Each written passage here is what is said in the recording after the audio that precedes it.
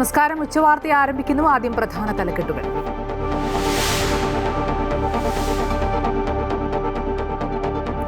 കേന്ദ്രത്തിന്റെ തൊഴിലാളി വിരുദ്ധ നയങ്ങൾക്കെതിരെ സംയുക്ത ട്രേഡ് യൂണിയൻ ആഹ്വാനം ചെയ്ത പണിമുടക്ക് കേരളത്തിൽ പൂർണ്ണം. പൊതുഗതാഗതം സ്തംഭിച്ചു. കൽപ്പറ്റയിൽ ചരക്ക് ലോറി തടഞ്ഞു. കോഴിക്കോട് പുതിയങ്ങാടി GMUP സ്കൂളിൽ അധ്യാപകരെ തടഞ്ഞ് പ്രതിഷേധക്കാർ. പണിമുടക്ക് ബാധിക്കാതെ ഉത്തരേന്ത്യൻ സംസ്ഥാനങ്ങൾ. ബന്ദിന് ഐക്യദാർഢ്യ പ്രഖ്യാപനം നടത്തി പാർലമെന്റിന് മുന്നിൽ MP-മാരുടെ പ്രതിഷേധം. ഉച്ചയ്ക്ക് 2 മണിക്ക് ജന്തർ മന്ദറിൽ പ്രതിഷേധ ധർണ.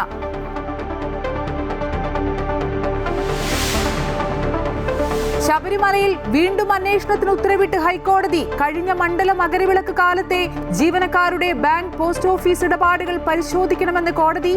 സ്ഥിര താൽക്കാലിക ജീവനക്കാരുടെ അക്കൗണ്ട് വഴി മാത്രം നടന്നത് 14 ലക്ഷത്തിന്റെ ഇടപാടുകൾ. 3 ആഴ്ചയ്ക്കകം റിപ്പോർട്ട് നൽകണമെന്ന് കോടതി. സ്വർണ്ണ സാമ്പിൾ പരിശോധനയ്ക്കായി പ്രത്യേക അന്വേഷണ സംഘം സന്നിധാനത്ത്. കട്ടിളപ്പാളി കേസിൽ തിരുവാഭരണം മുൻ കമ്മീഷണർ ബൈജുവിന് സ്വാഭാവിക ജാമ്യം. ദ്വാരപാലക കേസിൽ റിമാൻഡിൽ തുടരും.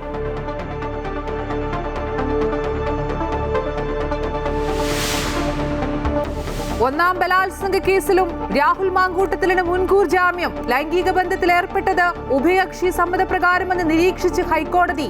ജാമ്യം, മൊബൈലും പാസ്പോർട്ടും കൈമാറണമെന്ന കർശന ഉപാധികളോടെ തിരുവല്ല സ്പായിലെ കൂട്ടബലാത്സംഗത്തിൽ കൊട്ടേഷൻ എന്ന സ്ഥാപന ഉടമയുടെ വാദം തള്ളി പോലീസ്. ഗുണ്ടകളെത്തിയത് പണപ്പിരിവിന്. ചോദിച്ച തുക നൽകാത്തതിനാൽ പ്രകോപിതരായി ജീവനക്കാരിയെ കൂട്ടബലാത്സംഗം ചെയ്തുവെന്ന് വെളിപ്പെടുത്തൽ.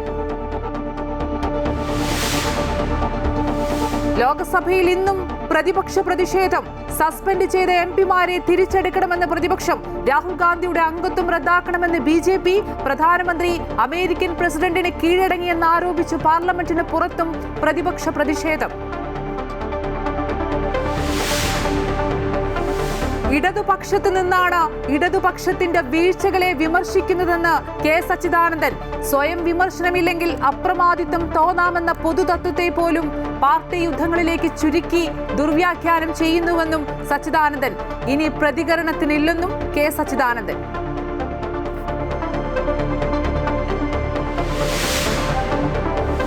T20 ലോകകപ്പിൽ ഇന്ത്യ ഇന്ന് നമീബിയയ്ക്കെതിരെ. ആരോഗ്യ പ്രശ്നങ്ങളാൽ ഓപ്പണർ അഭിഷേക് ശർമ്മ ഇന്ന് കളിച്ചേക്കില്ല. കഴിഞ്ഞ മത്സരത്തിൽ പുറത്തിരുന്ന മലയാളി താരം സഞ്ജു സാംസൺ ഇന്ന് ടീമിലെത്തിയേക്കും. മത്സരം വൈകിട്ട് 7-ന്.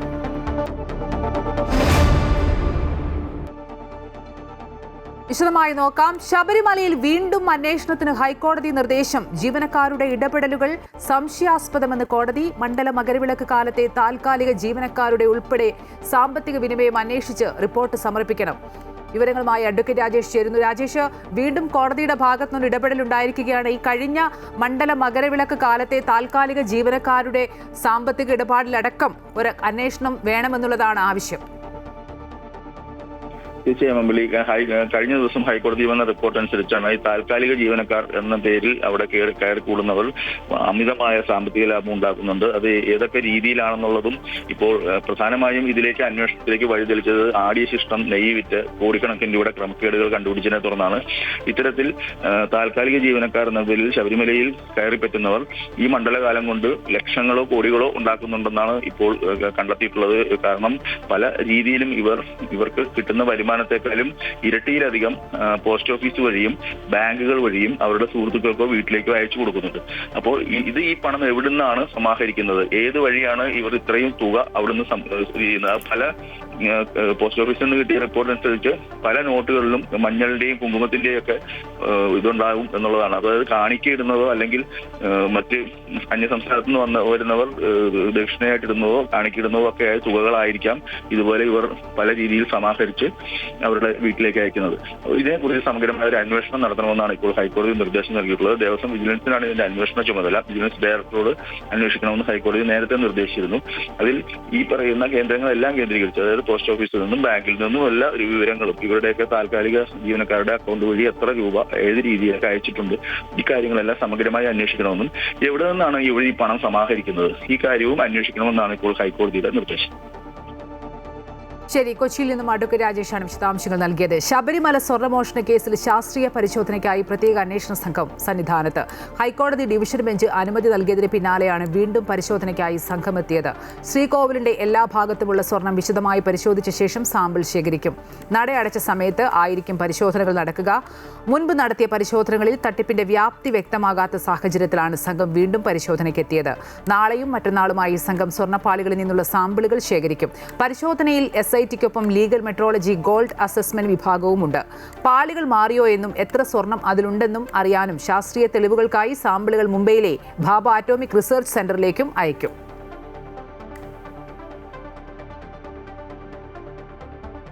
ശബരിമല സ്വർണ്ണക്കൊള്ള കേസുമായി ബന്ധപ്പെട്ട് തിരുവാഭരണ മുൻ കമ്മീഷണർ KS ബൈജുവിന് ജാമ്യം. കട്ടളപ്പാളി കേസിലാണ് തിരുവാഭരണ മുൻ കമ്മീഷണർ KS ബൈജുവിന് കൊല്ലം വിജിലൻസ് കോടതി സ്വാഭാവിക ജാമ്യം അനുവദിച്ചത്. അന്വേഷണവുമായി ബന്ധപ്പെട്ട അനിശ്ചിത കാലപരിധിക്കുള്ളിൽ SIT കുറ്റപത്രം സമർപ്പിക്കാത്ത സാഹചര്യത്തിലാണ് കോടതി ജാമ്യം അനുവദിച്ചത്. എന്നാൽ ഇതോടെ ബൈജുവിന് ജയിൽ മോചനം ലഭിക്കില്ല. ദ്വാരപാലക ശില്പങ്ങളിൽ നിന്നുള്ള സ്വർണ്ണമോഷണവുമായി ബന്ധപ്പെട്ട കേസിൽ റിമാൻഡ് തുടരുന്നതിനാൽ അദ്ദേഹം കസ്റ്റഡിയിൽ തുടരേണ്ടി വരും. അതേസമയം ദേവസ്വം ബോർഡ് മുൻ അംഗം KP ശങ്കരദാസിനെ വീണ്ടും റിമാൻഡ് ചെയ്തു.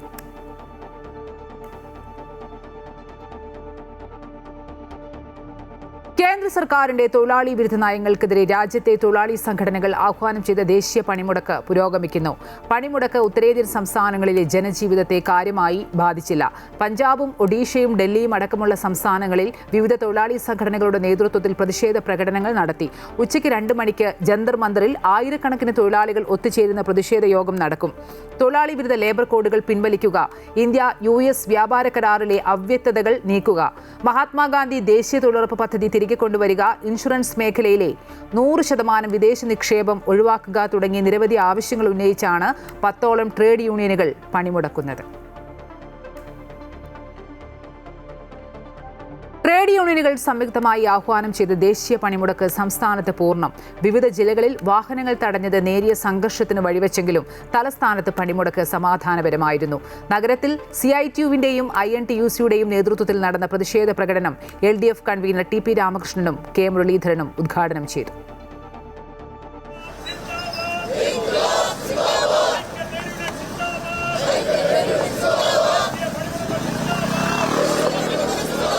കേന്ദ്ര സർക്കാരിന്റെ ജനവിരുദ്ധ നടപടികളിൽ പ്രതിഷേധിച്ചാണ് രാജ്യത്തെ 10ഓളം പ്രതിപക്ഷ സംഘടനകൾ സംയുക്തമായി ദേശീയ പണിമുടക്കിന് ആഹ്വാനം ചെയ്തത്. അർദ്ധരാത്രി ആരംഭിച്ച പണിമുടക്ക് സംസ്ഥാനത്ത് പൂർണ്ണമായിരുന്നു. കടകമ്പോളങ്ങൾ അടഞ്ഞുകിടന്നത് കൂടാതെ സ്വകാര്യ ബസ്സുകളും ഓട്ടോ ടാക്സി തൊഴിലാളികളും പണിമുടക്കി. KSRTCയും സർവീസ് നടത്തിയില്ല. റെയിൽവേ സ്റ്റേഷനുകളിൽ എത്തിയവരാണ് വാഹനം കിട്ടാതെ വലഞ്ഞത്. ഭയങ്കര ബുദ്ധിമുട്ട്. ഞങ്ങളിവിടെ വന്നിട്ട് ഏകദേശം 1-1.5 മണിക്കൂറായി. ഒരു വണ്ടി ഇതുവരെ പോയിട്ടില്ല. ട്രെയിനിൽ കയറിയതിനു ശേഷം നമുക്ക് ഭക്ഷണമൊന്നും കിട്ടിയില്ല. ഇതുവരെ ഒരു ചായ പോലും കുടിക്കാൻ പറ്റിയില്ല. നമ്മൾ അറിഞ്ഞില്ലായിരുന്നെങ്കിൽ നമ്മൾ വീട്ടിൽ നിന്നെങ്കിലും വണ്ടി അറേഞ്ച് ചെയ്തേനെ. ഇപ്പൊ വിളിച്ചപ്പോൾ വരത്തില്ല എന്നാണ് പറയുന്നത്. മെഡിക്കൽ കോളേജിലേക്ക് എത്തിയവരെ പോലീസ് വാഹനത്തിലും സേവാഭാരതി ആംബുലൻസിലും ആശുപത്രികളിൽ എത്തിച്ചു. പെട്ടുപോയതാ, സത്യത്തിൽ പെട്ടുപോയതാ. ഹോസ്പിറ്റലിൽ ഡോക്ടറെ കാണാൻ അറിയുമായിരുന്നു, പക്ഷേ ഇത്ര സ്ട്രോങ് ആണെന്ന് അറിയില്ലായിരുന്നു. ഇത്ര പ്രശ്നം ഉണ്ടാവും അറിഞ്ഞില്ല. പണിമുടക്കിന് പിന്തുണ പ്രഖ്യാപിച്ച മന്ത്രി V ശിവൻകുട്ടി ഔദ്യോഗിക വസതിയിൽ നിന്നും കാൽനടയായാണ് പ്രതിഷേധ മാർച്ചിൽ പങ്കെടുക്കാൻ എത്തിയത്. ഔദ്യോഗിക വസതിയിൽ നിന്ന് നടന്ന് ഈ സംയുക്ത സമരസമിതിയുടെ പ്രകടനം ആരംഭിക്കുന്ന മ്യൂസിയം ജംഗ്ഷൻ വരെ നടന്നു വന്ന് അവരോട് ഐക്യദാർഢ്യം പ്രഖ്യാപിച്ച് ഈ സമരത്തിന് എല്ലാവിധ പിന്തുണയും പ്രഖ്യാപിച്ചിരിക്കുകയാണ്. ഇടത് സംഘടനകളുടെ നേതൃത്വത്തിൽ ലോക്ഭവനിലേക്ക് നടന്ന മാർച്ചും ധർണയും LDF കൺവീനർ TP രാമകൃഷ്ണൻ ഉദ്ഘാടനം ചെയ്തു. INTUCയുടെ നേതൃത്വത്തിൽ നഗരത്തിൽ നടന്ന പ്രതിഷേധ പരിപാടി K മുരളീധരൻ ഉദ്ഘാടനം ചെയ്തു. KSRTCയിൽ സർവീസ് നടത്താനെത്തിയ തൊഴിലാളികളെ തടഞ്ഞതുകൂടാതെ തിരുവനന്തപുരം ജില്ലയിൽ പണിമുടക്ക് സമാധാനപരമായിരുന്നു. അമൃത ന്യൂസ്, തിരുവനന്തപുരം. തൊഴിലാളി വിരുദ്ധ നടപടികൾ മോദി സർക്കാർ ഓരോ ദിവസവും ശക്തിപ്പെടുത്തുന്നുവെന്ന് CPM സംസ്ഥാന സെക്രട്ടറി MV ഗോവിന്ദൻ. കേരളത്തിൽ INTUC തൊഴിലാളി പ്രസ്ഥാനത്തെ ഛിന്ന ഭിന്നമാക്കുന്നു. VD സതീശൻ ജാഥ മാറ്റണമെന്ന് INTUC ആവശ്യപ്പെട്ടിട്ടും മുഖവിലക്കെടുത്തില്ലെന്നും MV ഗോവിന്ദൻ പറഞ്ഞു. ദേശീയ പണിമുടക്കിന് ഐക്യദാർഢ്യം പ്രഖ്യാപിച്ച് മലപ്പുറം കോട്ടക്കലിൽ നടന്ന തൊഴിലാളികളുടെ പ്രകടനത്തിന് നേതൃത്വം നൽകി സംസാരിക്കുകയായിരുന്നു അദ്ദേഹം. 29 നിയമവ്യവസ്ഥകൾ ഉൾക്കൊള്ളുന്ന തൊഴിലാളി വർഗം നേടിയ അതിശക്തിയായ സമരത്തിൻ്റെയും പോരാട്ടത്തിൻ്റെയും ഭാഗമായിട്ടുണ്ടായ തൊഴിലാളി നിയമങ്ങളെല്ലാം വളരെ ചുരുക്കത്തിൽ ചേർത്ത് തൊഴിലാളി വർഗ പോരാട്ടങ്ങളെയും സമരങ്ങളെയും അതിൻ്റെ നിലനിൽപ്പിനെയും ചോദ്യം ചെയ്യുന്ന രീതിയിൽ 4 ലേബർ കോഡുകളാക്കി മാറ്റിയിരിക്കുകയാണ്. പാലക്കാട് MLA രാഹുൽ മാങ്കൂട്ടത്തിനെതിരായ ആദ്യ ബലാത്സംഗ കേസിൽ ഹൈക്കോടതി മുൻകൂർ ജാമ്യം അനുവദിച്ചു. ഇതോടെ രാഹുലിന് 3 കേസുകളിലും ജാമ്യം ലഭിച്ചു. യുവതിയെ മാനസികമായി തളർത്തി ലൈംഗികമായി ഉപയോഗിക്കുകയായിരുന്നു പ്രതിയെന്നും മുൻകൂർ ജാമ്യം നൽകരുതെന്നുമായിരുന്നു പ്രോസിക്യൂഷൻ വാദം. ജാമ്യം അനുവദിക്കുന്നത് തന്റെ ജീവന് ഭീഷണിയാണെന്നും നിരവധി പെൺകുട്ടികളെ സമാന രീതിയിൽ പ്രതി പീഡിപ്പിച്ചിട്ടുണ്ടെന്നും പരാതിക്കാരി കോടതിയെ അറിയിച്ചിരുന്നു. എന്നാൽ യുവതിയുടെ മൊഴി പരിശോധിക്കുമ്പോൾ ബലാത്സംഗം നടന്നതായി കണക്കാക്കാനാകില്ലെന്നായിരുന്നു കോടതിയുടെ വിലയിരുത്തൽ. തുടർന്നാണ് കർശന ഉപാധികളോടെ ജാമ്യം അനുവദിച്ചിരിക്കുന്നത്. ലോക്സഭാ പ്രതിപക്ഷ നേതാവ് രാഹുൽ ഗാന്ധിയുടെ അംഗത്വം റദ്ദാക്കണമെന്ന ആവശ്യവുമായി BJP. രാഹുൽ ഗാന്ധി സഭയെ തെറ്റിദ്ധരിപ്പിച്ചെന്നും അടിസ്ഥാനരഹിതമായ പ്രസ്താവനകൾ നടത്തിയെന്നും ആരോപിച്ച് അവകാശ ലംഘന നോട്ടീസ് കൊണ്ടുവരുമെന്ന് പാർലമെന്ററി കാര്യമന്ത്രി കിരൺ റിജിജു പറഞ്ഞതിന് പിന്നാലെയാണ് നടപടി. ഇക്കാര്യം ആവശ്യപ്പെട്ട് BJP MP നിഷികാന്ത് ദുബെ സഭയിൽ പ്രമേയം അവതരിപ്പിച്ചു. രാഹുൽ ഗാന്ധി ദേശവിരുദ്ധ പ്രവർത്തനങ്ങളിൽ ഏർപ്പെടുന്നുവെന്നും അതിനാൽ രാഹുലിന്റെ ലോക്സഭാ അംഗത്വം റദ്ദാക്കണമെന്നും തിരഞ്ഞെടുപ്പിൽ മത്സരിക്കുന്നതിൽ നിന്നും വിലക്കണമെന്നുമാണ് പ്രമേയത്തിലെ പ്രധാന ആവശ്യം. അതേസമയം ലോക്സഭയിൽ ഇന്നും പ്രതിപക്ഷം പ്രതിഷേധിച്ചു. പ്രധാനമന്ത്രി നരേന്ദ്രമോദി അമേരിക്കൻ പ്രസിഡന്റിന് കീഴടങ്ങിയെന്ന് ആരോപിച്ച് പാർലമെന്റിന് പുറത്തും ശക്തമായ പ്രതിഷേധമാണുണ്ടായത്.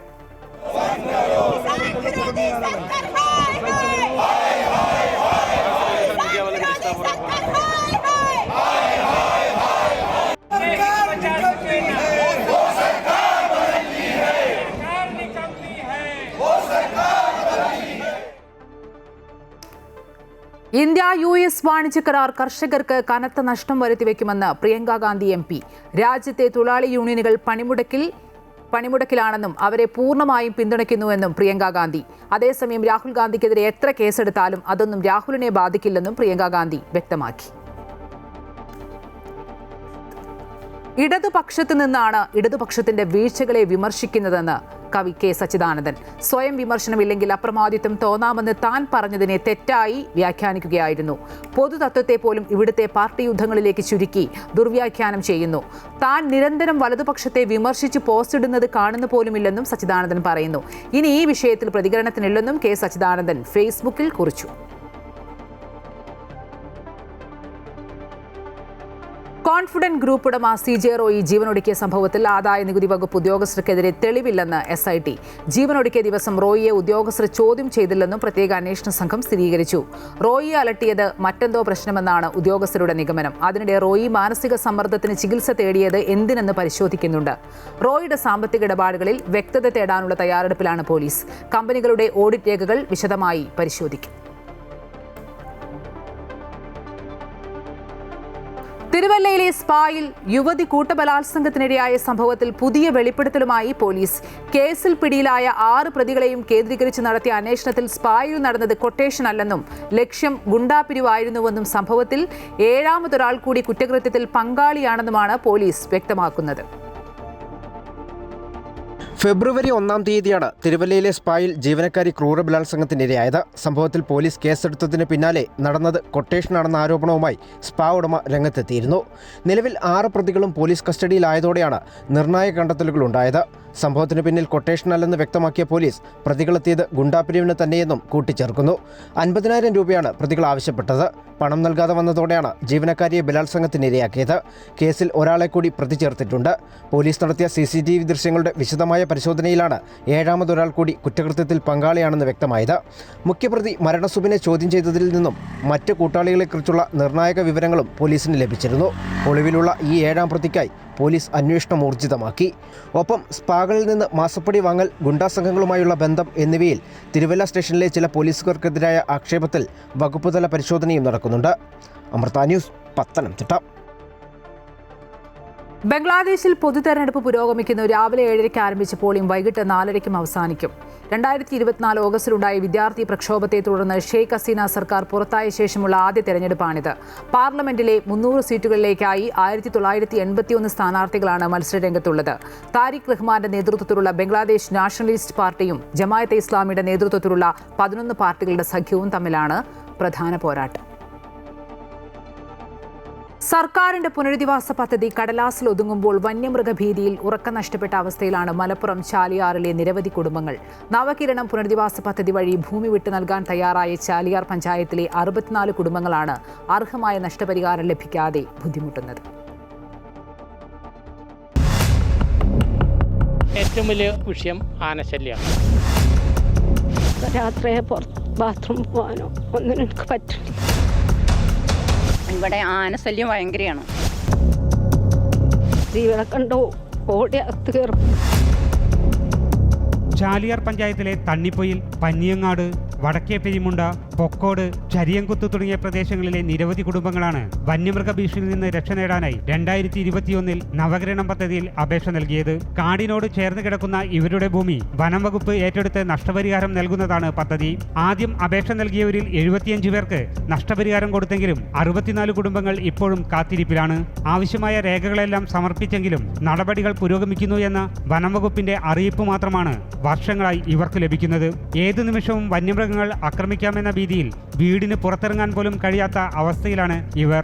വന്യമൃഗശല്യം കാരണം എന്താ വെച്ചാൽ ഇവിടുത്തെ കൊച്ചു കുട്ടികൾക്ക് വരെ പുറത്തേക്ക് പോകാൻ പറ്റാത്ത അവസ്ഥയാണ്. കുട്ടികൾക്ക് സ്കൂളിൽ പോകാൻ പറ്റില്ല. ഇനി പണിക്ക് പോകണം ഞാനടക്കമുള്ള ആളുകൾക്കാണെങ്കിൽ പകൽ പോയാൽ തന്നെ രാത്രി എങ്ങനെ തിരിച്ചു വരും എന്നുള്ള പേടിയാണ്. രാത്രി 6 മണി കഴിഞ്ഞാൽ അപ്പം നമ്മൾ ആ വണ്ടി പോകുന്ന ആ വഴി ആണെങ്കിലും അപ്പം നമ്മളെ ഏരിയ ആണത്, ആ ഭാഗത്താണെങ്കിലും കാട്ടാന ശല്യമുള്ളതാണ്. 6 മണിക്ക് ശേഷം ഒരാൾക്ക് ഇവിടുന്ന് പുറത്തേക്ക് ഇറങ്ങാൻ കഴിയില്ല. അതുകൊണ്ട് തന്നെ ഒരു ഓട്ടോറിക്ഷക്കാരും ഇങ്ങോട്ട് വരില്ല. ഈ രാത്രി ആണെങ്കിലും പകലാണെങ്കിലും ഒരാൾ സുഖമില്ലാതെ അവിടെ വീട്ടിൽ കിടക്കുകയാണെങ്കിൽ വീട്ടിൽ കിടന്ന് ചാവുകയുള്ളൂ. കാരണം വണ്ടിക്കാർ വരില്ല. അപ്പോൾ നമ്മൾ പോകുന്ന അത്രയും 1-2 കിലോമീറ്റർ ദൂരം നമ്മൾ ഏറ്റി പോകണ്ടേ, എന്നിട്ടല്ലേ ഒരു ആശുപത്രിക്ക് എത്താൻ കഴിയുള്ളൂ. അതാണ് ഇവിടുത്തെ പ്രധാന വിഷയം. വിവാഹം, ചികിത്സ തുടങ്ങി ആവശ്യങ്ങൾക്കായി അടിയന്തര ഘട്ടങ്ങളിൽ ഭൂമി പണയപ്പെടുത്തി ഒരു വായ്പ എടുക്കാൻ പോലും സർക്കാർ പദ്ധതിയിൽ ഉൾപ്പെട്ടതിനാൽ ഇവർക്ക് കഴിയുന്നില്ല. പിന്നെ ഗവൺമെൻറ് ഏറ്റെടുക്കാന്നുള്ളത് പദ്ധതി വന്നതുകൊണ്ട് ഇപ്പോൾ സ്ഥലം വിൽക്കാനും പറ്റില്ല, ഒരു ലോണ് കിട്ടുമല്ല. കല്യാണമായാലും പിന്നെ കുട്ടികളെ കെട്ടിക്കലായാലും പിന്നെ എന്തൊരു കാര്യത്തിനും ഒരു വീട് വെക്കാനാണോ ഒന്നിനും കൊടുത്താൽ പിന്നെ ലോണ് കിട്ടില്ല. മാത്രമല്ല നഷ്ടത്തിന് ആനുപാതികമല്ല സർക്കാർ കൊടുക്കുന്ന നഷ്ടപരിഹാരം എന്നതും ഇവരെ ബുദ്ധിമുട്ടിക്കുന്നു. നഷ്ടപ്പെടുന്നത് 2 സെന്റ് ഭൂമിയായാലും 2 ഏക്കർ ഭൂമിയായാലും നഷ്ടപരിഹാരം 15 ലക്ഷം മാത്രമാണ്. കൂടാതെ വന്യമൃഗശല്യം കാരണം ആശ്രിതരുടെ വീടുകളിലേക്ക് താമസം മാറിപ്പോയവർക്കും നഷ്ടപരിഹാരം നൽകാത്തതും പ്രതിസന്ധിയാകുന്നു. വർഷക്കാലമായാൽ വനത്തിൽ ഒറ്റപ്പെട്ട് കഴിയുന്ന ഇവരുടെ ജീവിതം കൂടുതൽ ദുഷ്കരമാകും. എത്രയും പെട്ടെന്ന് അർഹമായ നഷ്ടപരിഹാരം ലഭ്യമാക്കി ഭയമില്ലാതെ ജീവിക്കാൻ അവസരമൊരുക്കണമെന്നാണ് ഇവർ ആവശ്യപ്പെടുന്നത്. അമൃത ന്യൂസ്, മലപ്പുറം. നിർദ്ദിഷ്ട ശബരി എയർപോർട്ടിനായി പരിഗണിക്കുന്ന ചെറുവള്ളി എസ്റ്റേറ്റ് ഗോസ്പൽ ഫോർ ഏഷ്യയ്ക്ക് വിൽക്കുന്നതിനായി ഹാരിസൺ മലയാളം കമ്പനി വ്യാജരേഖ ചമച്ചിരുന്നതായി പരാതി. പാലാ സ്വദേശിയായ അഭിഭാഷകൻ ബേബി സൈമനാണ് Kanjirappally judicial first class magistrate കോടതിയെ സമീപിച്ചിരിക്കുന്നത്. കോടതി നിർദ്ദേശത്തെ തുടർന്ന് Harrison Malayalam company, gospel for Asian charitable trust എന്നിവർക്കെതിരെ എരുമേലി, മണിമല പോലീസ് സ്റ്റേഷനുകളിലായി കേസ് രജിസ്റ്റർ ചെയ്ത് അന്വേഷണം ആരംഭിച്ചു.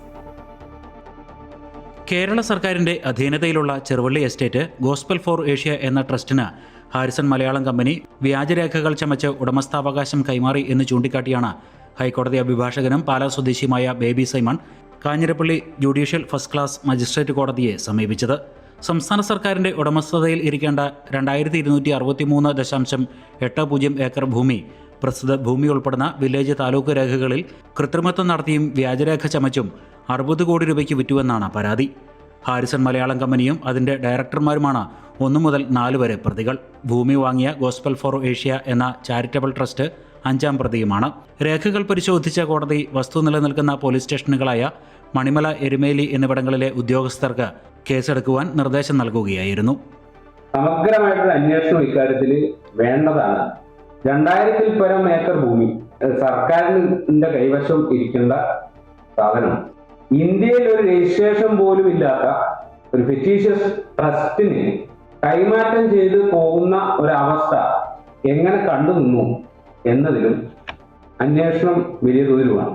കോടതി ഉത്തരവിന്റെ അടിസ്ഥാനത്തിൽ മണിമല പോലീസ് സ്റ്റേഷനിൽ ക്രൈം നമ്പർ 128/2026 എരുമേലി പോലീസ് സ്റ്റേഷനിൽ ക്രൈം നമ്പർ 96/2026 കേസെടുത്ത് FIR രജിസ്റ്റർ ചെയ്തിട്ടുണ്ട്. വ്യാജരേഖ ചമയ്ക്കൽ, വഞ്ചന, സർക്കാർ മുതൽ കൈവശപ്പെടുത്തൽ മുതലായ വകുപ്പുകളാണ് ചുമത്തിയിരിക്കുന്നത്. ഹർജിക്കാരനു വേണ്ടി ഹൈക്കോടതി അഭിഭാഷകനായ രാജേഷ് M. മേനോനാണ് കാഞ്ഞിരപ്പള്ളി കോടതിയിൽ ഹാജരായത്. ചെറുവള്ളി എസ്റ്റേറ്റിന്റെ ഉടമസ്ഥാവകാശം സംബന്ധിച്ച കേസിൽ പാലാ സബ് കോടതി ഗോസ്പൽ ഫോർ ഏഷ്യയ്ക്ക് അനുകൂലമായി കഴിഞ്ഞ മാസം 19-ന് വിധി പ്രഖ്യാപിച്ചിരുന്നു. ഭൂമിയിൽ സർക്കാരിന്റെ ഉടമസ്ഥത തെളിയിക്കുന്നതിനുള്ള അടിസ്ഥാന രേഖകൾ പോലും പ്രോസിക്യൂഷൻ ഹാജരാക്കാതെ വന്നതാണ് വിധി സർക്കാരിന് എതിരാകാൻ കാരണമെന്നും ഹർജിക്കാരൻ ആരോപിച്ചു. Amrita News, Kottayam. American president Donald ട്രംപും ഇസ്രായേൽ പ്രധാനമന്ത്രി ബെന്യാമിൻ നെതന്യാഹുവും വൈറ്റ് ഹൌസിൽ കൂടിക്കാഴ്ച നടത്തി. അമേരിക്ക മുന്നോട്ട് വെച്ച ഗാസ വെടിനിർത്തൽ കരാറിന്റെ രണ്ടാം ഘട്ടത്തെക്കുറിച്ചായിരുന്നു പ്രധാന ചർച്ച. ഗാസയുടെ പുനർനിർമ്മാണം ആരംഭിക്കുന്നതിന് മുമ്പ് ഹമാസ് പൂർണ്ണമായും ആയുധം താഴെവെക്കണമെന്ന് നെതന്യാഹു ചർച്ചയിൽ ആവർത്തിച്ചു. ഒക്ടോബറിൽ നടപ്പാക്കിയ വെടിനിർത്തൽ കരാറിന്റെ ആദ്യഘട്ടം പൂർത്തിയായിരുന്നു. വെസ്റ്റ് ബാങ്കിന് മേൽ ഇസ്രായേൽ നിയന്ത്രണം കടുപ്പിക്കുന്ന സാഹചര്യത്തിൽ കൂടിയാണ് ചർച്ച. ഗാസയിൽ സാങ്കേതിക സമിതിയെയും ഭരണസമിതിയെയും നിയമിക്കാനാണ് ട്രംപ് ലക്ഷ്യമിടുന്നത്. അതേസമയം പശ്ചിമേഷ്യൻ സമാധാനത്തിനായുള്ള സമാധാന സമിതിയിൽ അംഗമായി നെതന്യാഹു ഒപ്പുവെച്ചു. ഇറാന്റെ ആണവ പ്രവർത്തനങ്ങൾ പരിമിതപ്പെടുത്തുന്നതുമായി ബന്ധപ്പെട്ട ചർച്ചകൾ നടക്കുന്നതിനിടയിലാണ് ഇരുവരുടെയും കൂടിക്കാഴ്ച എന്നതും ശ്രദ്ധേയമാണ്. ഡൽഹി പ്രവാസ് നൈപുണ്യ വികസന പരിപാടിയുടെ ഭാഗമായി ഡൽഹിയിലെത്തിയ തിരുവനന്തപുരം മേയർ വി രാജേഷും ജനപ്രതിനിധി സംഘവും ഇന്ന് പ്രധാനമന്ത്രിയുമായി കൂടിക്കാഴ്ച നടത്തും. വൈകിട്ട് 4 മണി മുതൽ 2 മണിക്കൂറാണ് സംഘം പ്രധാനമന്ത്രിയുമായി കൂടിക്കാഴ്ച നടത്തുക. മോദിയുടെ ലോ കല്യാൺ മാർഗിലെ ഔദ്യോഗിക വസതിയിലാണ് കൂടിക്കാഴ്ച. ഉച്ചയ്ക്ക് പാർലമെന്റും സന്ദർശിക്കും. നാളെ രാഷ്ട്രപതി ഭവൻ സന്ദർശിക്കും. ഡൽഹി മുഖ്യമന്ത്രി രേഖ ഗുപ്തയെയും മറ്റ് ദേശീയ നേതാക്കളെയും കണ്ടാണ് സംഘം മടങ്ങുക. തദ്ദേശ ഭരണ തെരഞ്ഞെടുപ്പിൽ വിജയിച്ച 115 ജനപ്രതിനിധികളാണ് സംഘത്തിലുള്ളത്. തിരുവനന്തപുരം മേയർ വി രാജേഷിന്റെ നേതൃത്വത്തിലുള്ള സംഘത്തിന് വൻ വരവേൽപ്പാണ് ഇന്നലെ ഡൽഹിയിൽ ഒരുക്കിയത്.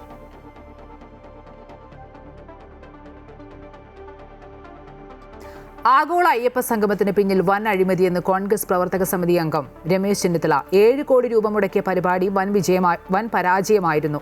സർക്കാരിന്റെയും ദേവസ്വം ബോർഡിന്റെയും പണം ദൂർത്തടിച്ചു. അവിടെ എത്ര ആളുകൾ ഭക്ഷണം കഴിച്ചു എന്നതിന് പോലും കണക്കില്ല. ഇക്കാര്യങ്ങളിൽ വിശദമായ അന്വേഷണം വേണമെന്നും മുൻ ദേവസ്വം ബോർഡിനെതിരെ നിയമ നടപടി വേണമെന്നും രമേശ് ചെന്നിത്തല ആവശ്യപ്പെട്ടു. ആഗോള അയ്യപ്പ സംഗമം ഒരു വൻ അഴിമതിയാണ് എന്ന് തെളിഞ്ഞിരിക്കുന്നു. ഈ ആഗോള അയ്യപ്പ സംഗമം നടത്താൻ 7 കോടി രൂപ ചെലവഴിച്ചിരിക്കുന്നു. ഇത് വൻതോതിലുള്ള ഒരു വെട്ടിപ്പിന്റെ വേദിയായിട്ടാണ് മാറിയത്. ആകെ ഒരു ദിവസത്തെ സമ്മേളനമാണ്. ഉച്ചയോടുകൂടി ആ സമ്മേളനം അവസാനിക്കുകയാണ് ഉണ്ടായത്. മുഖ്യമന്ത്രിയുടെ പ്രസംഗത്തിന് ശേഷം ആ യോഗത്തിൽ ആളുകൾ ഉണ്ടായിരുന്നില്ല. അപ്പോൾ 7 കോടി രൂപ മുടക്കിയ ഈ സമ്മേളനം ഒരു വൻ പരാജയവുമായിരുന്നു. 114ാമത് അയിരൂർ ചെറുകോൽപ്പുഴ ഹിന്ദുമത പരിഷത്തിന് ഒരുക്കങ്ങൾ പൂർത്തിയാകുന്നു. ഫെബ്രുവരി 15 മുതൽ 22 വരെ പമ്പ നദീതീരത്ത് പ്രത്യേകം തയ്യാറാക്കിയ ശ്രീ വിദ്യാധിരാജ നഗറിലാണ് പരിഷത്ത് അരങ്ങേറുന്നത്. പ്രമുഖ ആചാര്യന്മാരും കേന്ദ്ര സംസ്ഥാന മന്ത്രിമാരും രാഷ്ട്രീയ സാംസ്കാരിക നേതാക്കളും പങ്കെടുക്കുന്ന വിപുലമായ പരിപാടികളാണ് 8 ദിവസങ്ങളിലായി ക്രമീകരിച്ചിട്ടുള്ളത്. ചെറുകോൽപ്പുഴയിൽ പമ്പാ മണൽപ്പുറത്ത് ആയിരക്കണക്കിന് ആളുകളെ ഉൾക്കൊള്ളാവുന്ന രീതിയിലാണ് പന്തലും വേദിയും അലങ്കാരങ്ങളും ഒരുങ്ങുന്നത്. പമ്പാ നദിക്ക് കുറുകെ സമ്മേളന നഗരിയിലേക്കുള്ള താൽക്കാലിക പാലത്തിന്റെ നിർമ്മാണം പൂർത്തിയായി. പമ്പാ തീരത്ത് അടിഞ്ഞുകൂടിയ മണ്ണും കാടും നീക്കം ചെയ്ത് ശുചീകരണ പ്രവർത്തനങ്ങൾ അവസാന ഘട്ടത്തിലാണ്. ഒരുക്കങ്ങളൊക്കെ ഏതാണ്ട് 90% പൂർത്തീകരിച്ചു കഴിഞ്ഞു. മേജർ ഇറിഗേഷൻ്റെ വർക്ക് സർക്കാരിൻ്റെ ഭാഗത്തുനിന്നും വർഷങ്ങളായിട്ട് ചെയ്തു വരുന്ന പോലെ തന്നെ ഈ വർഷവും അതിൻ്റെ സമീപ പ്രദേശങ്ങളിലെ കാടുകൾ തെളിക്കുകയും നദിയുടെ തീരം വൃത്തിയാക്കുകയൊക്കെ ചെയ്തതിനുള്ള നടപടികൾ പൂർത്തീകരിച്ചുകൊണ്ടിരിക്കുന്നു. പന്തലിൻ്റെ നിർമ്മാണം തന്നെ ഏതാണ്ട് പൂർണ്ണഘട്ടത്തിലെത്തിയിരിക്കുന്നതാണ്. ഇനിയിപ്പം അതുമായിട്ട് ബന്ധപ്പെട്ട ചെറിയ കറക്ഷൻസുകളൊക്കെ വരുത്തിയാൽ മാത്രമേ ഉള്ളൂ. പ്രധാനമായിട്ടും നമ്മുടെ ചെറുകോൽ കരയിൽ നിന്നും അയിരൂർ കരയിലേക്ക് പ്രവേശിക്കുന്നതിനുള്ള താൽക്കാലിക പാലം അതിൻ്റെ നിർമ്മാണം പൂർത്തീകരിച്ചിട്ടുണ്ട്. അത് അടുത്ത ദിവസം അതിൻ്റെ ഔപചാരികമായിട്ടുള്ള ഉദ്ഘാടനം നടക്കുന്നതാണ്. ഫെബ്രുവരി 15 രാവിലെ കൊല്ലം പത്മന ആശ്രമത്തിൽ നിന്നുള്ള ജ്യോതി പ്രയാണ ഘോഷയാത്രയും പുതിയകാവ് ദേവീക്ഷേത്രത്തിൽ നിന്നുള്ള പതാക ഘോഷയാത്രയും എഴുമറ്റൂർ ശ്രീ പരമ ഭട്ടാരക ആശ്രമത്തിൽ നിന്നുള്ള ഛായാചിത്ര ഘോഷയാത്രയും സമന്വയിച്ച് സമ്മേളന നഗരിയായ ശ്രീ വിദ്യാധിരാജ നഗറിലെത്തും. ശേഷം ഹിന്ദുമത മഹാമണ്ഡലം പ്രസിഡന്റ് PS നായർ പതാക ഉയർത്തും. വൈകിട്ട് 3:45 തിരുനാവായ മഹാമാഘ മഹോത്സവ പരമാചാര്യൻ മഹാമണ്ഡലേശ്വർ സ്വാമി ആനന്ദവനം ഭാരതി മഹാരാജ് ഹിന്ദുമത പരിഷത്ത് ഉദ്ഘാടനം ചെയ്യും. തുടർന്നുള്ള ദിവസങ്ങളിൽ ധർമാചാര്യ സഭ, പരിസ്ഥിതി കാർഷിക സമ്മേളനം, അയ്യപ്പ ഭക്ത സമ്മേളനം, സാംസ്കാരിക സമ്മേളനം, വനിതാ സമ്മേളനം, ബാലമഹാസമ്മേളനം എന്നിവ നടക്കും. ഒപ്പം രാമായണ സമീക്ഷകൾ, നാരായണീയ പാരായണം, ആധ്യാത്മിക പ്രഭാഷണങ്ങൾ എന്നിവയാൽ സമ്മേളന നഗർ ഭക്തിസാന്ദ്രമാകും. ഫെബ്രുവരി 22 കേന്ദ്രമന്ത്രി അർജുൻ റാം മേഘ്വാൾ സമാപന സമ്മേളനം ഉദ്ഘാടനം ചെയ്യും. രാത്രി 8 മണിക്ക് പമ്പാ നദിയിൽ നടക്കുന്ന മഹാ ആരതിയോടെ 8 ദിവസത്തെ പരിഷത്തിന് സമാപനമാകും. Amrita news, Pathanamthitta. Can you feel that? Dreams on backs with the crest held high. T20 ലോകകപ്പിൽ ഇന്ത്യ ഇന്ന് നമീബിയെ നേരിടും. ആദ്യ മത്സരത്തിൽ USA കീഴടക്കിയ ഇന്ത്യ വിജയ തുടർച്ച തേടിയാണ് ഇന്നിറങ്ങുന്നത്. നമീബിയ തങ്ങളുടെ ആദ്യ മത്സരത്തിൽ നെതർലാൻഡ്സിനോട് 7 വിക്കറ്റിന് തോറ്റിരുന്നു. ആരോഗ്യ പ്രശ്നങ്ങളാൽ ഓപ്പണർ അഭിഷേക് ശർമ്മ ഇന്ന് കളിച്ചേക്കില്ല. കഴിഞ്ഞ മത്സരത്തിൽ പുറത്തിരുന്ന മലയാളി താരം സഞ്ജു സാംസൺ ഇന്ന് ടീമിലെത്തിയേക്കും. പേസ് ബോളർ ജസ്പ്രീത് ബുംറയും ഇന്ന് കളിക്കാൻ സാധ്യത കുറവാണ്. 2011 ഇന്ത്യക്ക് ഏകദിന ലോകകപ്പ് സമ്മാനിച്ച കോച്ച് ഗാരി കൃഷ്ണനാണ് നിലവിൽ നമീബിയയുടെ പരിശീലകൻ. ന്യൂഡൽഹിയിലെ അരുൺ ജെയ്റ്റ്ലി സ്റ്റേഡിയത്തിൽ രാത്രി 7 മുതലാണ് മത്സരം. ഇതോടെ ഉച്ചവാർത്ത പൂർണ്ണമാകുന്നു. കൂടുതൽ വാർത്തകൾ കാണാം അമൃത ന്യൂസ് യൂട്യൂബിൽ.